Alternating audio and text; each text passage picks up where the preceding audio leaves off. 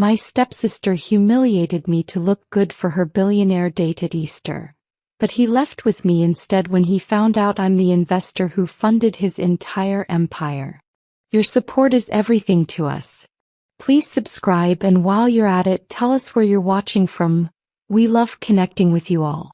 I should have known Easter dinner would be a disaster the moment Kendall texted me. Wear something plain. My date's a billionaire and I need to shine. My stepsister had always been competitive, but this was next-level audacity. I stared at my phone in my penthouse office, 20 floors above downtown Atlanta, surrounded by monitors displaying my investment portfolio worth $847 million. Kendall had no idea who I really was. Nobody in my family did. To them, I was just Zoe, the quiet stepdaughter who worked in finance and kept to herself after Dad married Diane 5 years ago. I'd let them believe I was some mid-level analyst living modestly. The truth? I was Z Monroe, the anonymous venture capitalist whose firm had funded half of Silicon Valley's hottest startups. You still coming tomorrow? Kendall's follow-up text appeared. Henry Hayes is coming. The Henry Hayes. Don't embarrass me. My breath caught. Henry Hayes. I knew that name intimately. 3 years ago, his tech company was hemorrhaging money, days from bankruptcy. He'd pitched to my firm desperately, and something in his presentation, the raw innovation, the genuine passion, made me invest $50 million through shell companies. His empire, now valued at $3.2 billion, started with my money. And he had no idea. I'll be there, I texted back, a plan forming. I'd endured Kendall's condescension for years. The helpful comments about my simple lifestyle. The pitying looks when I wore off-the-rack clothes to family dinners. The way she'd steal my accomplishments and present them as her own to her socialite friends. Tomorrow everything would change. I opened my closet, bypassing the designer labels, and pulled out something deliberately ordinary. Let her think she'd won. For now. Easter morning arrived with Georgia sunshine streaming through my windows. I'd chosen my outfit carefully. A plain blue dress from Target, minimal makeup, hair in a simple ponytail. The Cartier watch stayed in the safe. The Louboutins remained boxed. I looked exactly like what Kendall wanted. Forgettable. My phone buzzed. Running late. Let Henry in when he arrives. And Zoe? Please don't mention your boring finance job. I told him you're a secretary. A secretary. I screenshot the message for later. Dad's house in Buckhead was already bustling when I arrived at noon. Diane air-kissed my cheeks, her eyes scanning my outfit with barely concealed disapproval. Oh, Zoe. That's sweet. Very humble.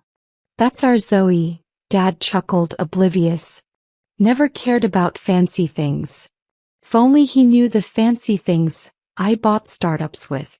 Kendall emerged from upstairs like a vision.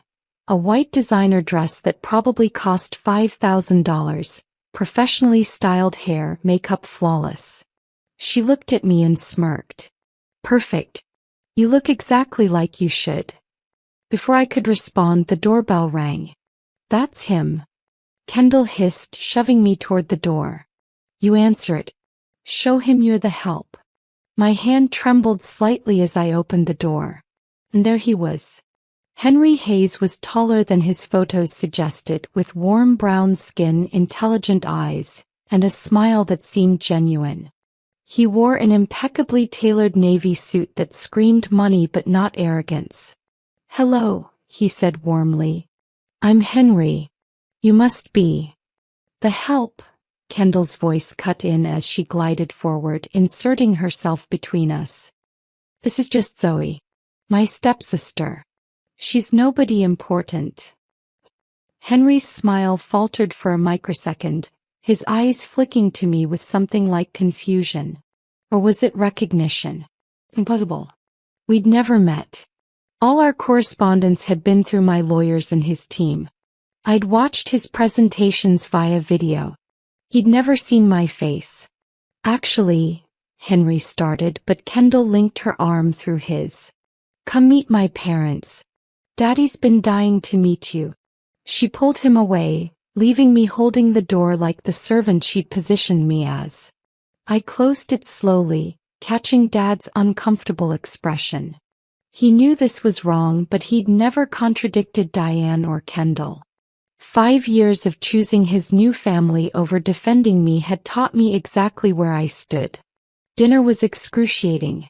Kendall had positioned herself beside Henry, monopolizing every conversation. I was relegated to the table's end, near Diane's sister Carol, who spent 20 minutes explaining her Yorkie's digestive issues. So Henry, Kendall purred, touching his arm, tell everyone about your latest acquisition. The AI company. Neuralink, Henry confirmed, and I tensed. That was mine too. Another $30 million I'd funneled through intermediaries last year. We're expanding into medical diagnostics. The technology could revolutionize early disease detection. Fascinating, Kendall breathed, though I'd bet my portfolio she couldn't explain AI if her life depended on it. You're so brilliant. Building an empire from nothing. Not from nothing, Henry said carefully. I had investors who believed in me when no one else would. Particularly one investor who probably expects major returns, Kendall interrupted with a practiced laugh. That's business, right? Cold and transactional. Henry's jaw tightened. Actually, this particular investor never demanded board seats or creative control. Just believed in the vision. His eyes found mine across the table. Held them. My heart hammered. Could he possibly? Zoe. Diane's sharp voice broke the moment. Stop staring and help me clear the appetizers. The kitchen felt like a sanctuary compared to the performative nightmare in the dining room. I scraped plates mechanically, trying to process the way Henry had looked at me. Like he was solving a puzzle. Kendall swept in, her designer heels clicking against the tile. You're doing great out there, she said, her voice dripping with false sweetness. Really embracing your role. I roll? I asked quietly, my hands stilling on a plate. Come on, Zoe. We both know how this works. She leaned against the counter, examining her perfect manicure. I'm the star. You're the supporting character. You've always been fine with that arrangement. Have I? She laughed, a brittle sound. Please. You've never fought back once. Remember when I told everyone that marketing campaign idea was mine? The one that got me promoted? You designed the whole thing and you just let me take it. That had been a test. I'd wanted to see if she'd come clean. She never did. She'd accepted the recognition, the bonus, the praise, all built on my work. Why do you do this?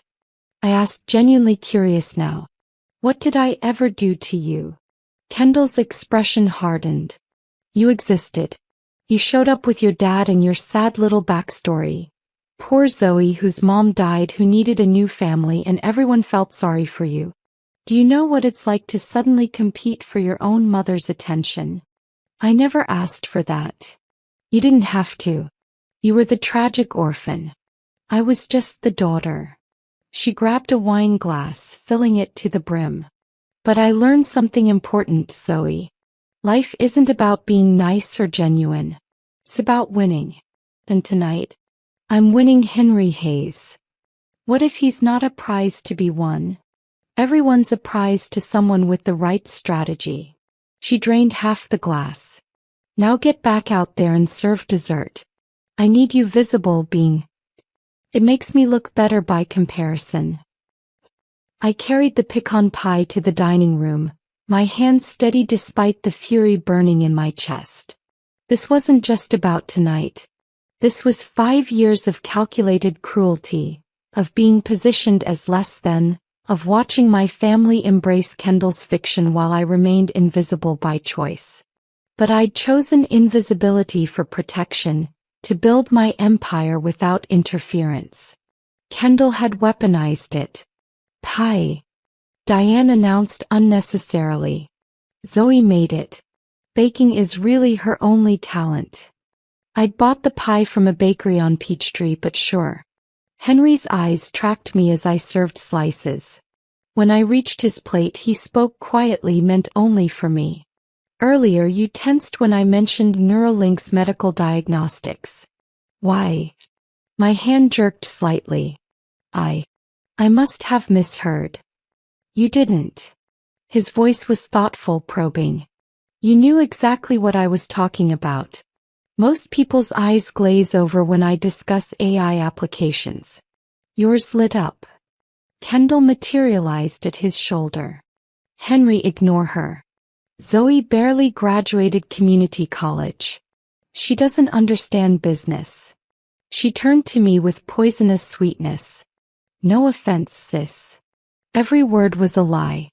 I had an MBA from Wharton, graduated top of my class. But I'd kept that hidden too, using a different name, building my fortune while Kendall thought I was struggling. Actually, Henry said, his tone cooling toward Kendall, understanding doesn't require specific degrees. Some of the sharpest minds I've encountered never went to prestigious schools. How democratic of you, Kendall said, her smile strained. She shot me a warning glare. Zoe, didn't you need to check on something in the kitchen? No, I said simply, taking my seat at the table's end. A flicker of surprise crossed her face. I never said no. Excuse me. I said no. I'm going to eat my pie now. The silence that fell over the table was delicious. As I ate my pie, slowly, deliberately, my mind drifted to 3 years ago. March 2022. The month everything changed. I'd been 25, working 18-hour days at a boutique investment firm in Atlanta. My boss, Patricia Phillips, was brilliant and ruthless. She taught me to see potential where others saw risk, to trust data over emotion, to build wealth that compounded silently. You're too smart for this, she told me over coffee one morning. Working for someone else, I mean. You should start your own firm. With what capital? I'd laughed. My salary was good, but starting an investment firm required millions. Your inheritance. My mother's life insurance payout. $8 million I'd never touched, sitting in a high-yield account because spending it felt like losing her twice. Mom died when I was 17. A car accident on I-285, sudden and senseless. Dad fell apart. 2 years later he met Diane at a grief counseling group, and suddenly we were being absorbed into a new family that didn't quite want me. I can't use that money, I'd whispered. Your mother would want you to build something, Patricia said firmly. To be powerful enough that no one could ever diminish you. She'd been right. By my 26th birthday, I'd quietly founded Monroe Capital Ventures, operating under layers of LLCs and anonymous structures. My first investment, a struggling social media analytics company. I turned $500,000 into $4 million within 18 months. Then Henry Hayes's pitch landed on my desk. His company, Hayes Technologies, was revolutionary, using AI to optimize supply chains in real time. But he'd burned through his initial funding and the big venture capital firms had rejected him. Too risky. Too ambitious. I'd spent 3 days analyzing his models, his code, his vision. Then I'd called him through my legal team. Tell Mr. Hayes that Z Monroe will invest $50 million. Terms: 20% equity, no board seat, 5-year commitment. One condition: he never stops innovating. Zoe? Zoe. Kendall's shrill voice snapped me back to the present. Everyone was staring at me. Sorry, I said smoothly. Just thinking about work. Your secretary job? Kendall laughed. Must be riveting. Filing and answering phones. Henry's fork clinked against his plate. the sound sharp and the sudden tension. "What firm do you work for, Zoe?" The question felt loaded. His eyes held mine with an intensity that made my pulse race. "A small investment firm," I said carefully. "Nothing you'd have heard of. Try me. I know most of the financial players in Atlanta." Kendall's hand clamped on his arm. "Henry, really? Let's talk about something interesting. Like your new yacht." "Daddy, did you know Henry just bought a 90-foot yacht?" "I didn't buy it," Henry said, still watching me. "The board insisted after the IPO. I'd rather have invested that money in the next innovation." He leaned forward slightly. "What kind of investments does your firm handle, Zoe?" "Venture capital mostly. Tech startups, some biotech." Kendall's laugh was forced. "See? She's just an assistant at some venture capital place. Probably makes copies of the real investors' documents." "Is that what you do?" Henry asked me directly. "Make copies?" The moment hung between us like a held breath. I could end this now. Reveal everything, watch Kendall's face crumble, claim my victory. But something held me back. Maybe I wanted to see how deep her betrayal would go. Maybe I wanted Henry to see who Kendall really was before I pulled back the curtain. "Sometimes," I said quietly. "Sometimes I make copies." Dad's face fell. He knew I was lying, protecting myself again. But he said nothing. As always, Henry's expression shifted. Disappointment? Frustration? "Interesting," he said finally. "And which firm is this?" "Henry." Diane interjected loudly. "Tell us about your charity work. Kendall mentioned you're funding schools in underserved communities." His jaw tightened, but he let the subject drop. "Yes. Education access is important to me. I grew up in College Park in a neighborhood where opportunity was rare," Henry continued, his voice taking on a passionate edge. "My mother cleaned offices at night so I could have a computer. When I started Hayes Technologies, I promised her I'd give back." Something in his tone cracked through my carefully maintained facade. This was why I'd invested in him. Not just the brilliant technology, but the genuine desire to lift others up. "That's so inspiring," Kendall gushed. "You're like a modern hero." "I'm not a hero. I just had help when I needed it most." He paused, his eyes distant. 3 years ago I was days from bankruptcy. Losing my mother's house, losing everything. I pitched to 17 venture capital firms. 17 rejections. My chest tightened. I'd read those rejection letters in his file. Too risky. Unproven market.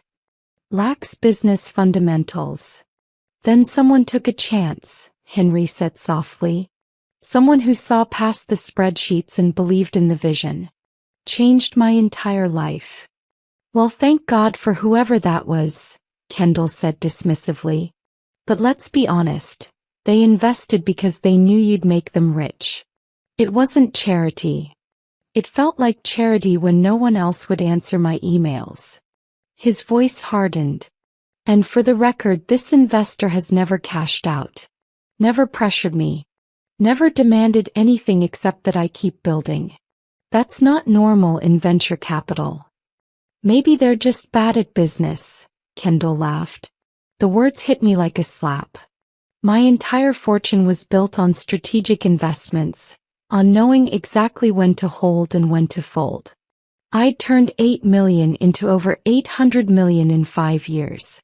Bad at business? Or maybe, Henry said, his tone ice, they understood that some things matter more than immediate returns. Like integrity, loyalty, vision. "Those things don't pay the bills," Kendall countered. "Money does. Power does. And powerful people don't stay hidden." "Some do," Henry said, looking directly at me. "Some people have excellent reasons for staying anonymous." The weight of his gaze felt like he was peeling back layers. seeing past the plain dress and the submissive demeanor to something more. My pulse thundered in my ears. Kendall must have sensed the shift because she stood abruptly. Dessert was lovely, but Henry and I should take a walk in the garden. The roses are blooming. Actually, Henry said, not moving, I'd like to hear more about Zoe's work. Venture capital is fascinating. She's a secretary, Kendall snapped, her composure cracking. There's nothing to hear about. Is that true? Henry asked me. Are you just a secretary, Zoe? This was it. The moment of choice. I could keep hiding, let Kendall have her perfect evening, maintain my invisible life. Or I could step into the light and claim everything I'd built. Thought of my mother. Of the insurance money she'd left, meant to protect me. I'd used it to build armor instead. A fortress of wealth that no one could see but that kept me safe. Safe from being hurt. Safe from being diminished. But safety wasn't the same as living. No, I said quietly. I'm not just a secretary. Kendall's face went white. Zoe. I run my own investment firm. Monroe Capital Ventures. The words felt like stepping off a cliff. Have for 5 years now. The silence was deafening. Monroe Capital? Henry's voice was strangled. Z. Monroe is... you? Dad's head whipped toward me. What? Zoe, what are you talking about? I'm talking about the fact that I've hidden who I am because it was easier than dealing with. I gestured around the table. This. The judgment. The competition. The constant diminishment. This is insane, Kendall said, her voice rising. She's lying. She's making this up because she's jealous. Am I? I pulled out my phone, my hands surprisingly steady. Monroe Capital Ventures. Look it up. Check the filings. I'm listed as founder and CEO under Zoe Monroe Williams. Henry already had his phone out, his fingers flying. His face went through a series of expressions. Shock, disbelief, and finally something like awe. Oh my God, he whispered. You're Z. Monroe. You're the investor who saved my company. The dining room erupted into chaos. This has to be a joke, Diane said, her voice shrill.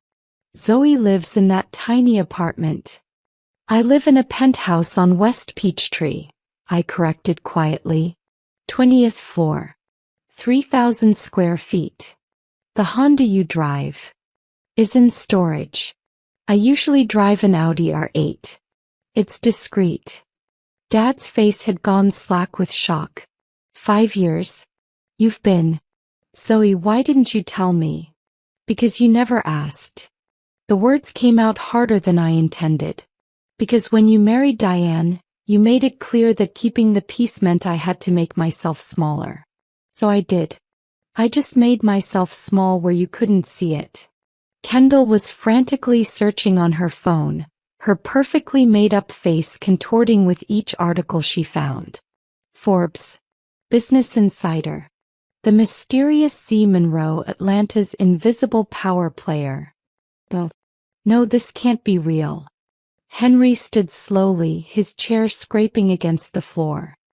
He walked around the table toward me, his expression unreadable. When he reached me, he extended his hand. Miss Monroe. It's an honor to finally meet you. I took his hand.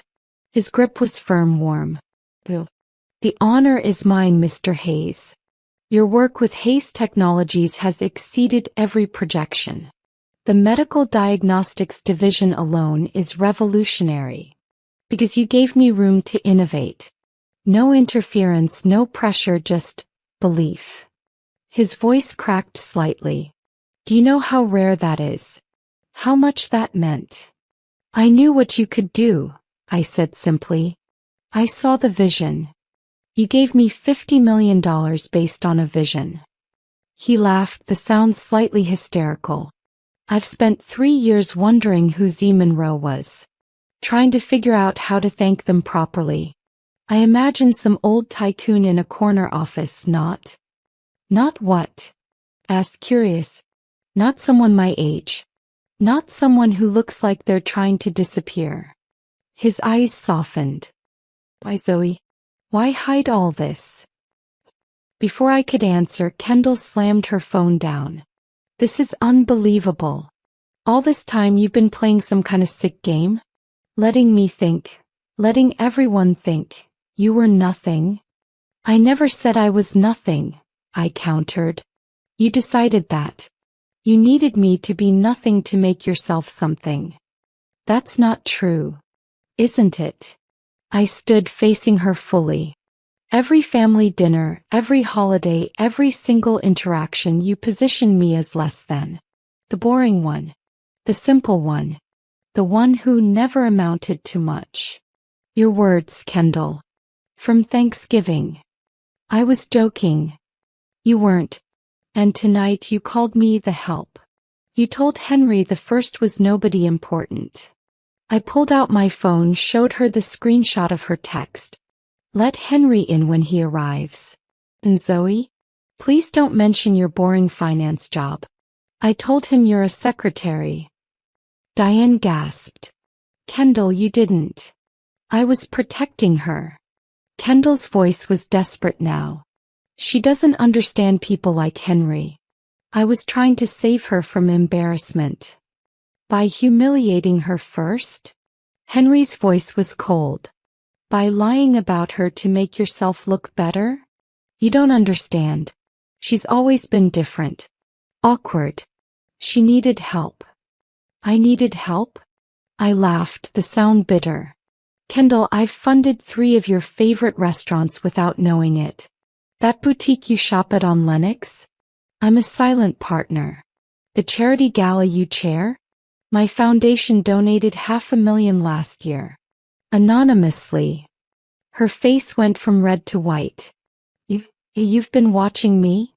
No. I've been living my life. A life that occasionally intersects with yours because Atlanta's business community isn't that large. I turned to Henry. I invest in potential. In people who want to build something meaningful. Your company wasn't just a good investment. It was a vision worth believing in. And you never wanted recognition, Henry said slowly, understanding dawning. That's why you stayed anonymous. Not just from me. From everyone. Recognition attracts attention. Attention invites interference. I looked at my family. And judgment. Henry studied me for a long moment and I could practically see him reassessing everything. The quiet woman at the end of the table wasn't a victim or an afterthought. She was the person who'd bet $50 million on him when 17 others had said no. I need to leave, Henry said abruptly, then looked at Kendall. This evening has been enlightening. But I don't think we're compatible. Kendall's desperation was almost painful to watch. What? Oh, Henry, wait. We had plans. The yacht trip, the gala next weekend. Plans with someone who built herself up by tearing someone else down. He shook his head. I grew up with nothing, Kendall. I know what it's like to be invisible, to be dismissed. I could never be with someone who does that to others. Especially family. But I didn't know. Kendall cried. If I'd known she was rich. That's exactly the problem, Henry interrupted. You only see value in people you think can elevate you. Zoe was never worth your respect when you thought she was ordinary. That tells me everything I need to know. He turned to me, his expression softening. Ms. Monroe. Zoe, I know this is unconventional, but would you have coffee with me? Somewhere away from here. I have about 3 years of thank yous to deliver, and apparently a lot to learn about the person who changed my life. Every eye in the room fixed on me. Dad looked stricken. Diane appeared faint. Kendall's perfectly made-up face was crumbling, mascara beginning to run. I thought about my mother again. What would she say if she could see this moment? Would she tell me to be kind, to smooth things over, to make myself small again for the sake of family peace? Or would she tell me to walk out that door with my head high, with the man who respected me for my mind and my vision, not my ability to serve pie? I'd like that, I said to Henry. I know an excellent coffee place on Ponce. Open late. He smiled, genuine and warm. Perfect. We left together, walking out of that house into the cool Atlanta night. Behind us, I heard Diane's voice rising in panic, Dad calling my name, Kendall's sobs. But I didn't turn back.